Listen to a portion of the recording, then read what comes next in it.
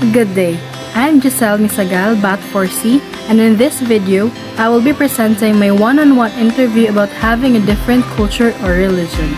The person I interviewed is a born-again Christian.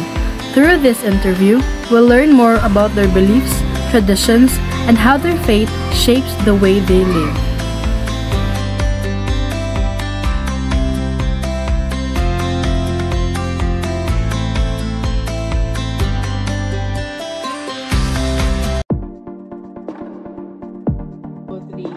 Can you tell me about your culture or religion?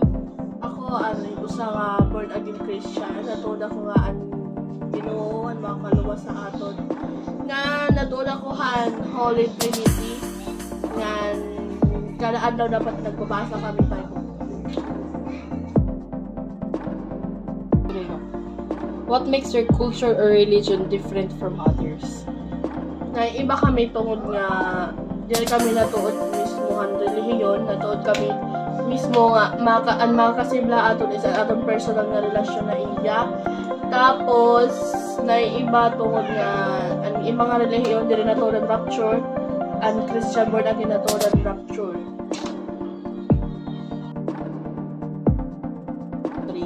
What are some important beliefs or traditions you follow? Important is kailangan magsimba kada Domingo, kailangan magbasa Bible kada adlaw, nga may dapat Bible study kada semana, nga kung may da youth fellowship ma-attend kita or bisan ano nga fellowship, pray fellowship, kailangan umattend. Kung may naman pag kakaurusa, kailangan na umattend.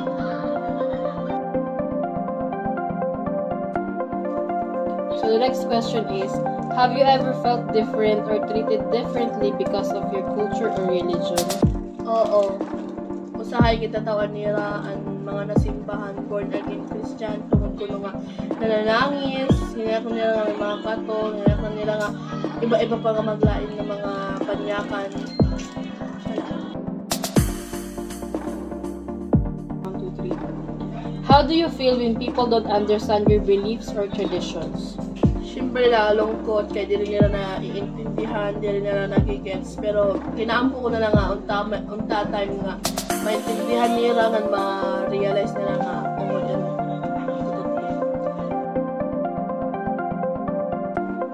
What do you like the most about your culture or religion?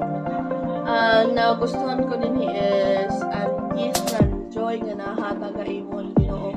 Dara mismo tao kundi mismo iya presence. Lalo na kung nag-worship sa simbahan, na-feel mo ang Holy Spirit is maupay ha pamati bagay na influence ka. Then, reagan ko pa din is kay every time nga may fellowship nga, for example, youth fellowship is damo ang namimit na ibang tao, damo namimit na ibang youth nga tika nga ibang pang simbahan, kaya masaya na nakaka-enjoy.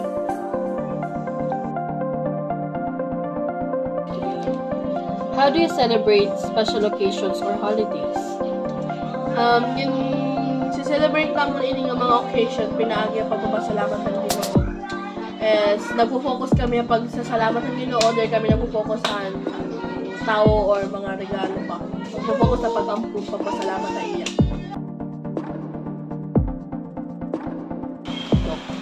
Has your culture or religion changed the way you see life or other people? Yes. Dako ang pinagbago akong kinabuhi. Nalanahan nagpa-water baptism ako is dako ang pinagbago, like una pag nagayakan ako pero may buyayaw, may sugon ka sa mga tao, yan na dili na good, pero syempre tao lang kita dahil kita nadudulas sa mga yakan nato. Is na dapat pag nakayakan ng mga lain nakakaragan pa sa ilo. Kaya na maaram na ko ng pasaylo kung nakasakit ng tao, tas maaram na natakin ng mga araw pasaylo kung nakasakit man ako ng ibang tao. Through prayers, like a prayer nga, Lord, kung nakasakit man ako ng ibang tao, pasaylo ako.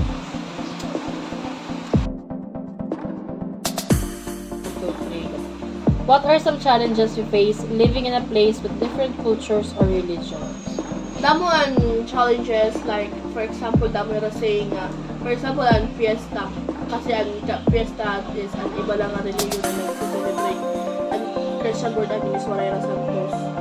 So pag nagpe-fiesta, di ba pakiana kayo din nag-celebrate, kayo din naghahanda, kayo din nakikisayaw, kayo din na kumpala, din nagawas God. Siyempre, ito ang mga challenges na daw pakiana ng mga ibang tao.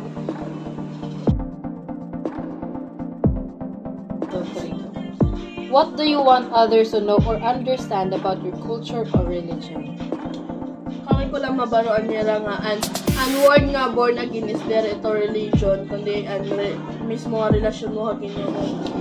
Saying pa nga din ni Jesus John 3:3. What I'm about to tell you is true. No one can see God's kingdom unless they are born again.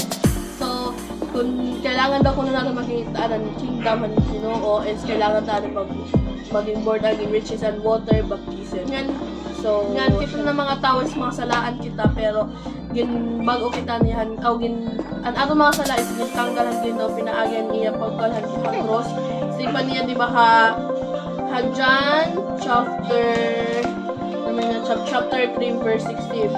For God so loved the world that He gave His one and only Son. Anyone who believes in Him will not die but will have eternal life. Tas andaw pa itong paraagi nga ang Ginoo isa pamaagi para may nga tusitaha aton ginhadian niya langit sing pa niya John chapter 14 verse 6. Jesus answered, I am the way, the truth, and the life. No one came to the Father except through me.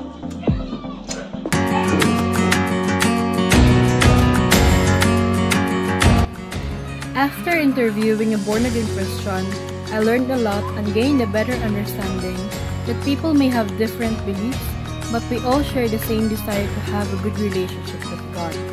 I realized that their faith is not based on traditions, but on a personal relationship with God.